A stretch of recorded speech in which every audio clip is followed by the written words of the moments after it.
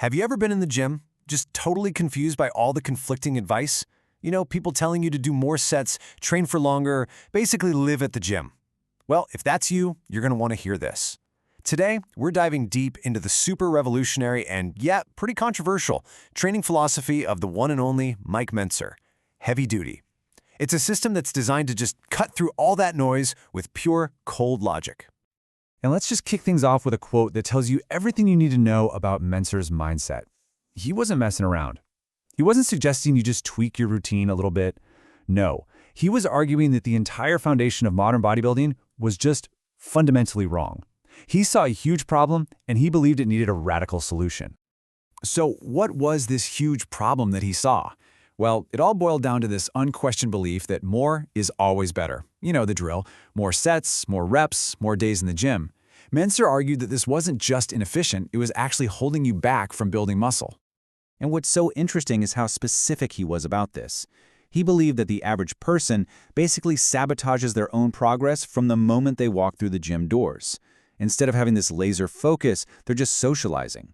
Instead of saving their body's limited ability to recover and grow, they're wasting it on things like too much stretching or a bunch of aerobics, which he saw as just draining the very resources you need to build muscle.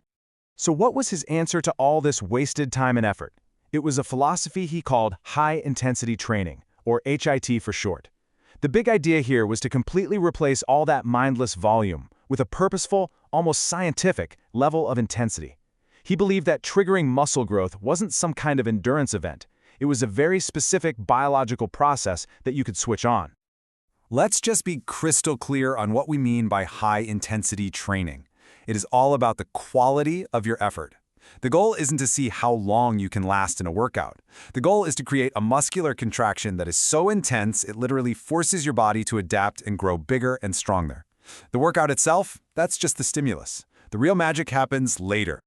Now, to really get how this all works, Mentzer built his entire system on 3 core pillars that have to work together: intensity, volume, and frequency.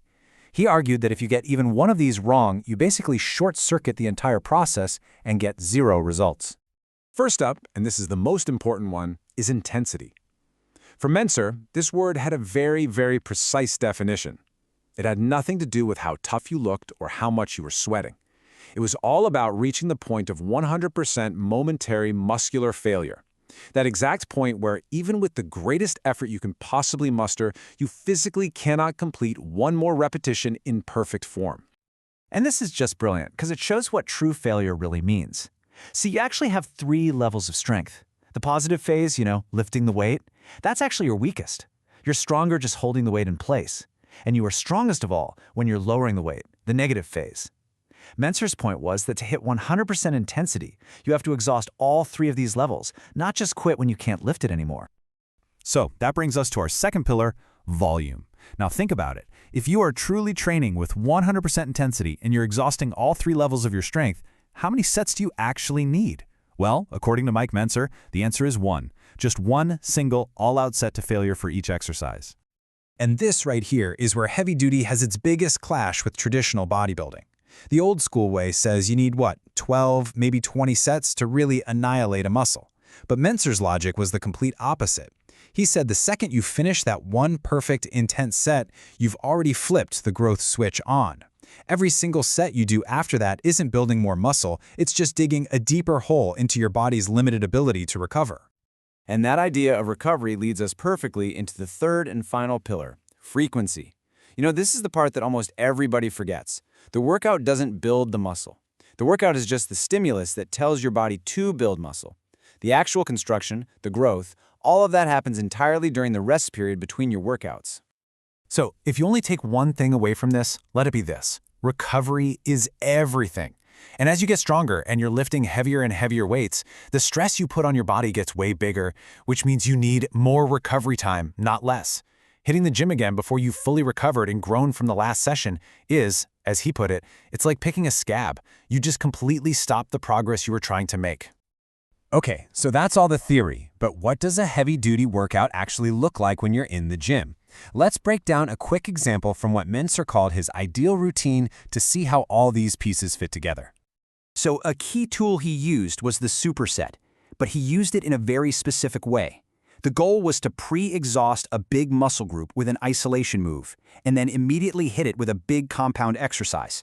This makes sure that the muscle you're trying to work is the first thing to fail, not some smaller supporting muscle. So, for example, on chest day, you might start with the pec deck. You do 6 to 10 reps all the way to absolute failure. Then, with 0 rest, you'd immediately move over to an incline press for just 1 to 3 reps, again pushing to absolute failure. And then, you're done. That's it. That's your entire chest workout. No 20 sets, just 2 brutal sets, maximum intensity, and you move on. Okay, so this brings up a really important question, right? If your workouts are this short, how in the world do you know if they're actually working? Well, Mentzer was absolutely certain that the ways most of us measure progress are just flat out wrong.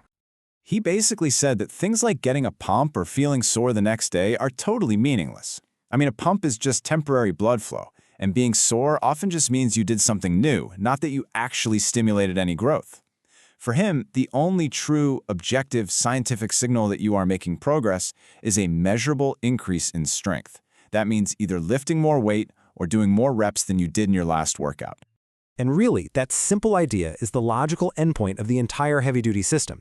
If you aren't getting stronger from one session to the next, then your training and your recovery are not working. Period. End of story. And we'll just end with a question that Mentzer himself used to ask, and it perfectly sums up his whole philosophy. He'd say, if 20 sets don't work, where do you go from there? But if 1 set doesn't work, you can always try 2. It's such a powerful thought, right? It just completely challenges that whole foundation of more is better.